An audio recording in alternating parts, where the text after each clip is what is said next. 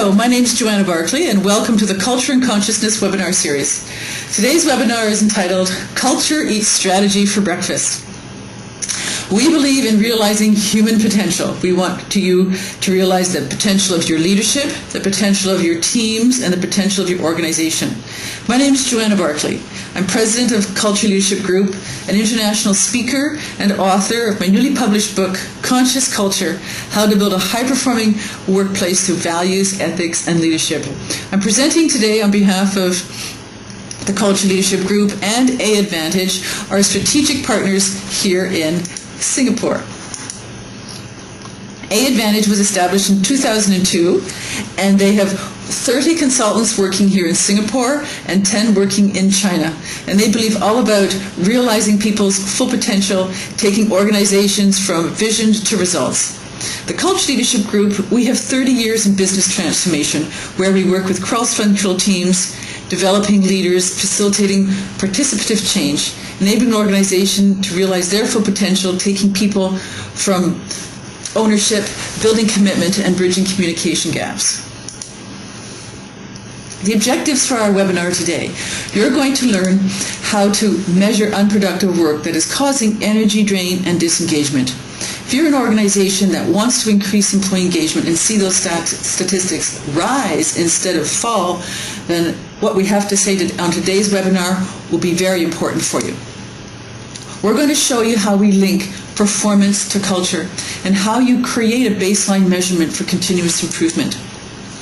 We're going to be talking about cultural capital, and this is a new capital resource that needs to be measured, much like any other corporate resource that you have, if you really, truly are looking to increase financial results and all other forms of wealth and well-being for your corporation.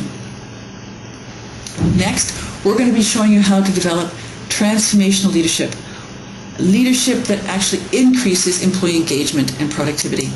And finally, we're going to talk about that one simple thing that you can do that will build effective, efficient, empowered teams. Today, core business challenges. How do you attract, engage, and retain the best people?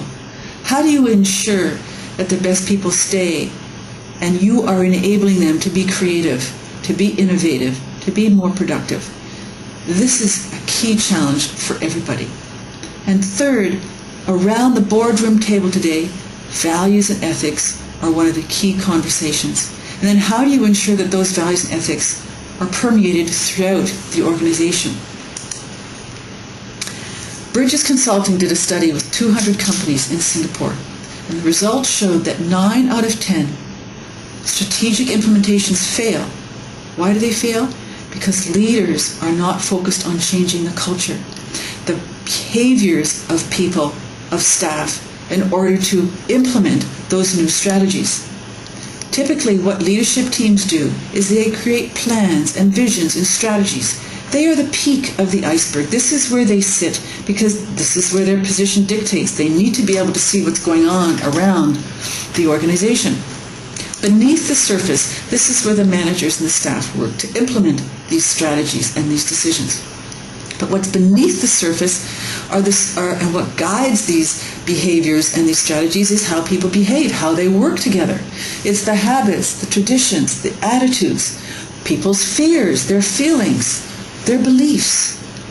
This is an organization's culture. And culture eats strategy for breakfast. Because how that culture performs, right? What's beneath the surface is the culture of the organization. If you want to move that organization towards its strategies and goals, you had better be applying pressure beneath the surface.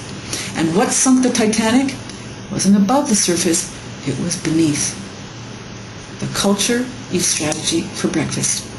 What we're going through today is enormous change, and it's nonstop, and it's not going to stop for the foreseeable future.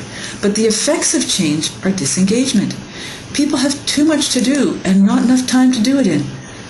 Stress and mental health is costing organizations more and more every year. It is now estimated that 12% of an organization's bottom line is spent on mental health issues. What's happening is people are more exhausted, they're more depressed, they're more anxious, they're more defensive. All of these feelings are leading to disengagement, where you're having serious concerns with how people are working. The TLAX program from the International Association of Human Values is a gold standard in leadership development. It addresses stress. It teaches people processes and techniques that they can do individually every day to reduce stress and increase mental clarity and focus. When delivered in a leadership team environment, it increases trust and connection on the team and inspires people to create visions, inspiring visions that give direction, lead people forward. Employee engagement has been studied by Gallup research, and the average level for employee engagement in North America is between 26 and 30%. Take a guess what it is in Southeast Asia. Would you believe in Southeast Asia employee engagement is between 6 and 12%? That's a huge amount of disengagement. You are paying for, but you're not realizing the benefits. Doing the same thing over and over and over again and expecting different results is insanity. But we all do it. What I see time and again in organizations is leadership, management, and behaving in the same old ways. Meanwhile, you're expecting your employees to embrace new work habits. I call this cultural insanity. Cultural insanity. How can you expect new work habits if you're not going to change your leadership style or the way you manage? The evolution of business paradigms come from the age of agriculture, where manpower was the key technology. We moved into the industrial age, where the quality of product and management processes. Then we moved into the age of information, and we're emerging from that, where intellectual capital is the key competitive advantage. But now where we're moving towards, what we're recognizing is something called cultural capital. It's the culture of an organization that is the new competitive advantage for the 21st century. Who you are and how you operate cannot be copied.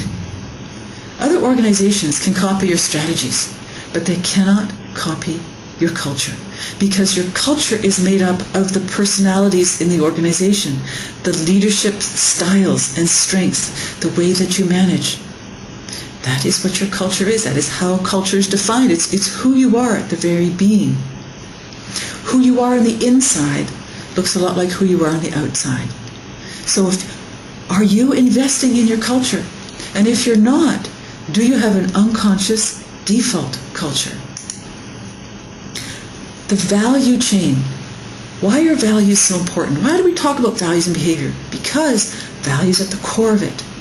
Values are what create your culture, and the culture is what determines your level of employee engagement. Your level of employee engagement determines the client satisfaction and the client engagement, which at the end of the day determines your stakeholder value. But it all begins with your values and your beliefs and your behaviors, the core of who you are. And leadership values are the most important because everybody follows the leader. The leader models the values and behaviors that you are looking for.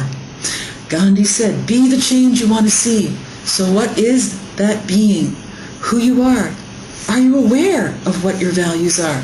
Are you aware of how you show up in the organization? Chapter 1 in the book, The ABCs of High Performance. Opening quote is from the Tao Te Ching of Leadership. All power and effectiveness come from knowing the how and acting appropriately. All power and effectiveness. Which leader would not want to be all powerful and effective? It's theirs. They just need to know the how and do the appropriate thing. Knowing the how and doing the right thing. If you knew the how to all of your problems, wouldn't you be able to sleep at night? How do you find out what that how is? How do you find out what is the how for your clients, for your employees? Once you know what the how is, are you doing the right thing? How many of us do the right thing 100% of the time? ethically, every decision that you make, is it the right decision? Is it the best decision? Many people I ask say, no way they can do. No way do they do 100%. Even 80% is a bit of a stretch. Most people, about 60% of the time, they do the right thing. Now, take that percentage into the organization. Imagine your people doing the right thing 60% of the time. Is that what you expect? 60%? I think that would be shocking. Wouldn't that shock you? And yet, that's how you live. Walking the talk. Everybody talks about walk. Leaders must walk the talk. Nobody realizes just how difficult it is to walk the talk 24/7. To live your values 24/7. To do the right thing 24/7 is very, very challenging request of people. When it comes to moving that iceberg, moving that organization forward and transforming the culture. Why is cultural transformation so difficult? Because there's that walking that talk, those core values that you need to assess and you need to make tangible. It all starts with the core values of, in particular, the leadership team. Are they self-aware enough to know how they're showing up? Are they walking the talk all the time? And then, what are the guiding values that are going to lead the organization towards your future? You've been living certain values up to this point, and that got to where you are today. But going forward, what's your vision? What's the direction you're setting for the organization? And what are the values and behaviors that will help you get there? Do you need to be more collaborative? Do you need to be more transparent? Do you need to be more innovative? Do you need to be more customer focused? If you want to be more innovative, what are the changes that you're asking for in every business meeting? What are the changes that you're asking for in how your leaders lead and how they manage and how they communicate with staff and with stakeholders? There's going to be changes in behavior. That's what transformation and evolution is all about. But do you know what are the attitudes that are now required and what changes are required of you? How do you move it forward? My blueprint for building a conscious culture is awareness, belongingness, and commitment. Awareness through measurement engages the intellect. Belongingness through engagement engages the heart. And commitment through alignment engages the whole organization. The ABCs of high performance. Leadership alignment. There was one assessment done with the leadership team. And this is how some of the results come out. You get to see what levels of consciousness people are operating from. In this picture you can see the dots. The dots are in levels 1, 2, and 3. Levels 5, 6, and 7 are blank, which means people are not operating from those levels.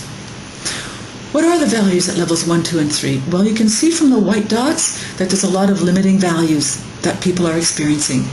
The blue dots are the positive values, the white dots are the limiting values. The white dots are added up to give a total of your cultural entropy score, which for this organization was 57%. What that means is out of 100 people, 57 people are disengaged. How can an organization be successful if only 43% are showing up for work? Very impossible. There was a national values assessment that was done in Iceland in 2008, and they had 54% entropy. 2 weeks later, Iceland announced bankruptcy. Not because they did the assessment just proved statistically what was actually being experienced in the culture of the country. In this culture, you get to see what are the values and behaviors that are added together to create your entropy score. Seller mentality, conflict avoidance. All these values with an L behind it are considered limiting values. Why are they limiting? Because they actually reduced people's energy, increased frustration, pent-up anxiety. People aren't able to perform because these values and behaviors are being experienced. The level of entropy is an extremely valuable score to be able to assess and understand, because it's the entropy, it's the fears that people are experiencing that are causing behaviors that are reducing people's ability to give their 100%. Anything over 21% is definitely a critical issue. And fear is what's causing people to behave in certain ways, whereas when people make decisions not based on fear, they're far more empowering and far more positive. New theories of organizational success. Measurement matters.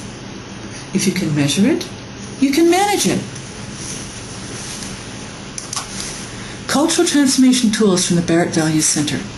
These give you powerful metrics that enable you as a leader to be able to actively measure and manage your culture.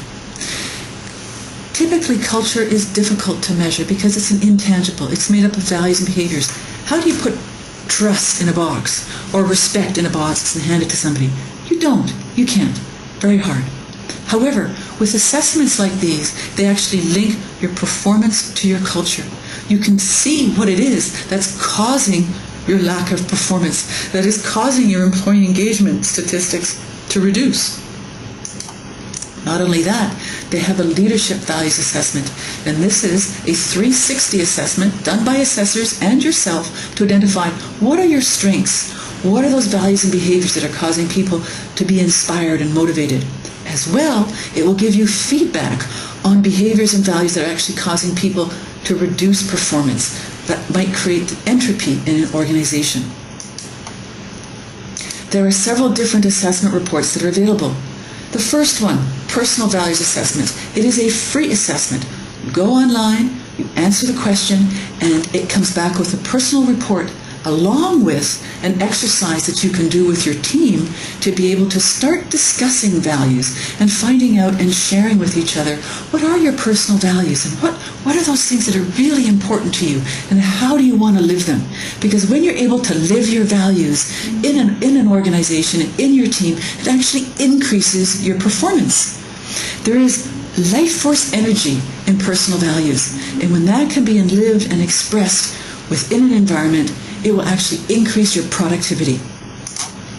There's the individual values assessment, and this is done on an individual basis where people answer, they identify what their personal values are, what are they currently experiencing in the current work environment, and the desired culture, what would they like to be experiencing. This is an extremely powerful assessment done one-on-one with a leader. And a coaching session is included along with the report where they get to discuss what their personal values are and what they mean to them, what's going on in the current environment, what's the impact of those limiting values, and what's the desired culture. What is a culture that would really inspire you? And you get to find out what is the alignment that you have with your organization. And you can discover why it is and how you can improve your personal performance and the performance of the organization. Next is the Leadership Values Assessment and the Leadership Development Report. These are two 360 tools that leaders can use. The difference between the two is that the Values Assessment, your assessors get to answer free-form questions and free-form answers. In the Development Report, it is 26 competencies, leadership competencies that your assessors will assess you on a scale of 1 to 4, and you get to answer those same 26 competencies. And it's a valuable tool for using long-term coaching because you get to look at it time and again and see which areas that you want to focus on to increase and become a full spectrum leader. There is a small group values assessment for just that, teams with less than 20 people. And there's the cultural values assessment for organizations 20 and over. And thousands of people can answer this question, same price. The only cost is associated when you get a demographic report. The reports come out in two forms. The business needs scorecard, which is very similar to the balanced scorecard, and demographic data plots, where you get to get your data back in demographic reports, such as by region or by branch or management level or gender, many different ways that you get to identify the data and the reports are given to you in a very meaningful format. I'd like to share with you a case study. It was a client that I worked with the federal government. The department was Public Works and Government Services Canada. They were going through unprecedented change, were stretching people and systems beyond anything they'd experienced before. It also happened to be a time of tough fiscal restraint, where each government department was asked to reduce its budgets by 5 to 10%. So this increased pressure on staff to be doing more with less. A client service committee was formed at PWGSC to implement and deliver on a client service strategy. They recognized that they needed to transform their current culture and change the values and behaviors of leaders and staff. Director generals from each of the branches were brought together to form this client service committee. And they were going to be instrumental in transforming the client service culture. They had a client satisfaction rating of 50%, and senior leadership recognized that how they were doing business needed to change significantly. They had to transform the way that they were doing business from rigid accountability to stewardship and balanced by speed and agility. Within a year, the Client Service Committee was experiencing challenges. A leadership problem emerged where they were missing key voices from the leadership team. The Director Generals, who should have been engaged and committed because this was a very senior strategic initiative that had deputy ministers and assistant deputy ministers' attention. But what was happening was the Director Generals were sending their directors, who were then sending their managers to replace them. And these managers were unprepared. They did not have the authority necessary to implement what was being asked of them. So we needed the leader of the committee needed to diagnose the reasons for the engagement problem. It was time to make the intangible tangible. And they did that by mapping and measuring the culture of the committee. A small group values assessment was performed from the Barrett Values Center, and the diagnosis was a misalignment of personal values that they were experiencing in the current culture. Values of ethics, excellence, and leadership.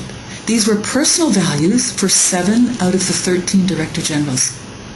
Now, these values were also selected by the DGs for the desired culture, which meant they were very important to them going forward. But what was the problem? They weren't experiencing them in the current culture. So what happened was we did the debrief. They recognized how important leadership was, and that served to transform the leadership team and empowered them, and they were able to recognize the things that they needed to do to live those values of ethics, excellence, and leadership. After 4 years, client satisfaction is now above 95%. So what do you do to transform a culture? Well, there's 5 steps in the preparation phase. The first step is critical, and that's about building commitment in the leadership team for the transformation process. All the leaders need to come on board, come together and identify the compelling reasons for change. You then move to step 2, which is doing an assessment, assessing the current culture of the organization. Find out what's important to people. What are they currently experiencing, both limiting and positive, and what's the desired culture going forward? Once they've done the assessment, then those results are brought back to the people who answered the assessment to find out, to debrief and really explore what's currently happening, both positive and limiting, and what needs to change. After you've done the assessment, then revisit your mission and vision, because quite often what can come up in an assessment will actually help to transform and create an inspiring vision going forward. The 4th step is identifying the core values and behaviors that are needed to achieve that mission and vision. The 5th step is understanding, well, what are our compelling reasons for change? Because unless you have those compelling reasons, it will be very difficult to move that change going forward. That's the preparation phase in a nutshell. To find out more, on our website, Culture Leadership Group, I have an ebook called The 9 Steps to Building a High-Performing Workplace. And in that ebook, we go into each of these steps in more detail. The implementation phase. This is where 95% of the transformation work takes place. And there are 4 areas of alignment that need to be focused on by the leadership team. Personal alignment, structural alignment, values alignment, and mission alignment.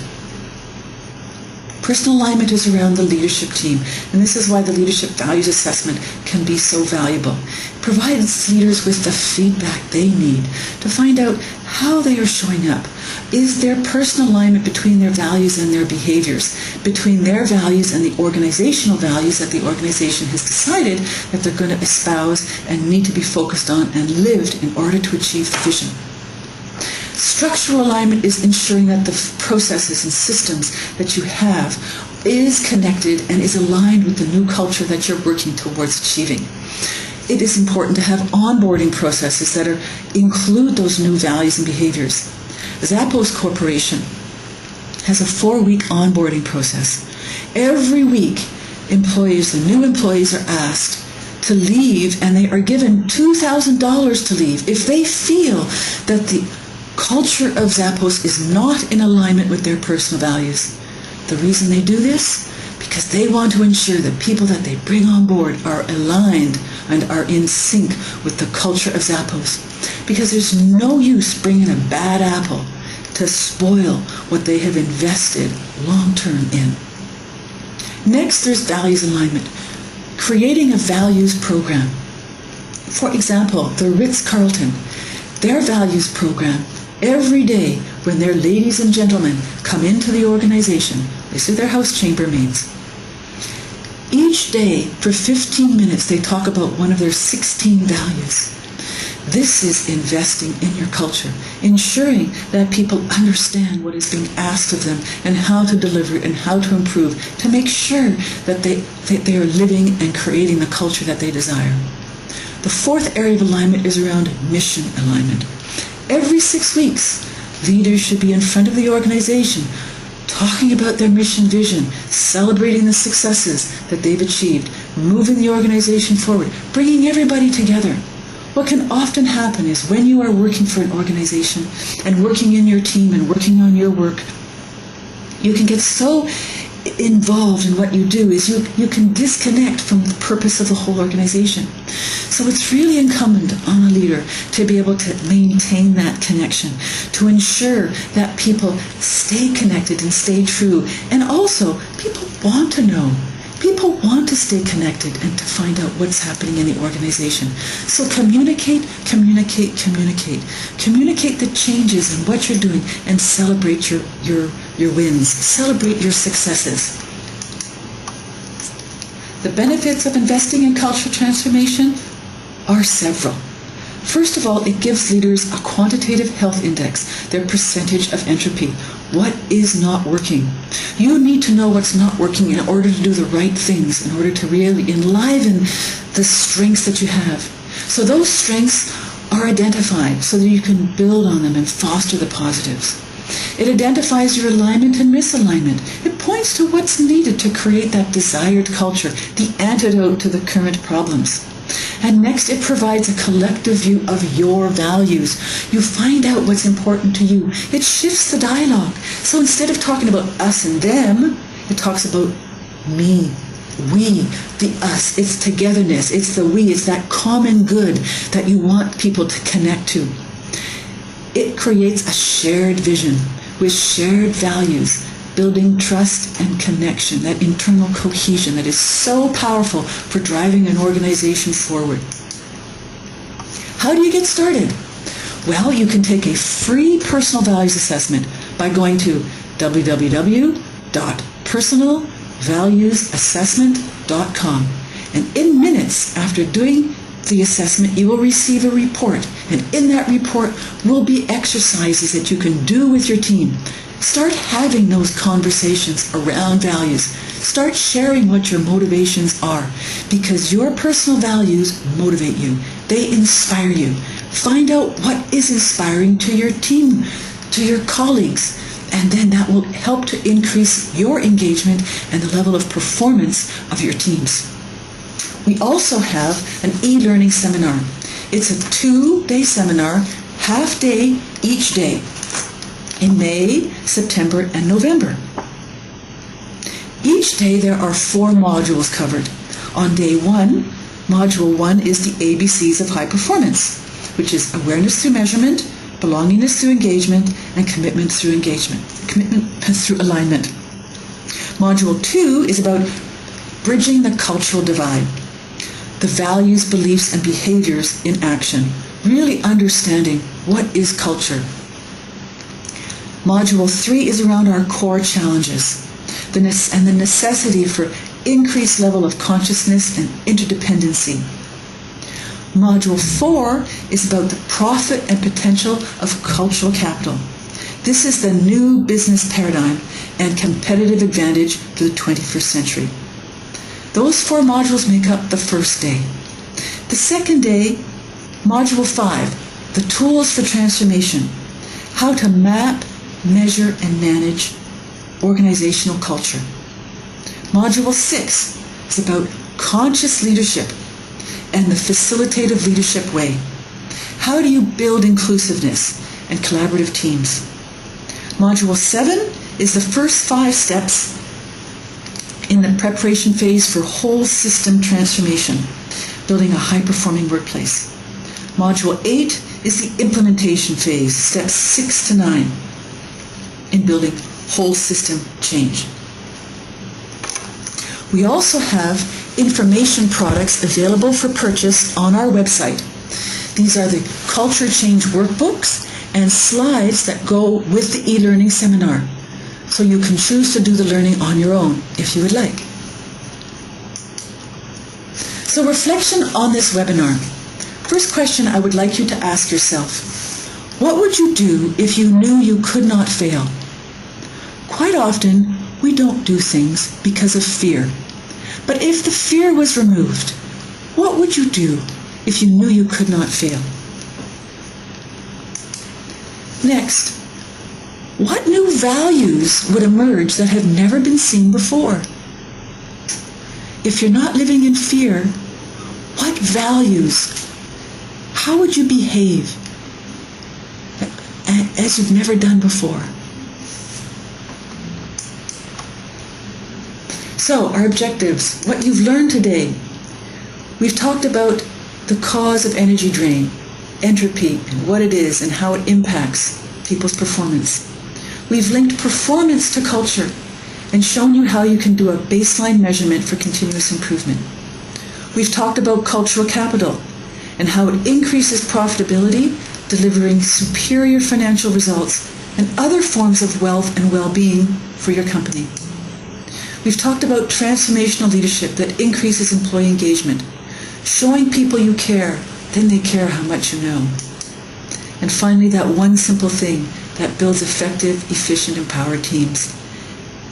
Transformational leadership, showing you care, appreciating your employees and your stakeholders. Thank you very much for attending today's webinar. Stay tuned on our website, Culture Leadership Group, for new webinars to come in the future.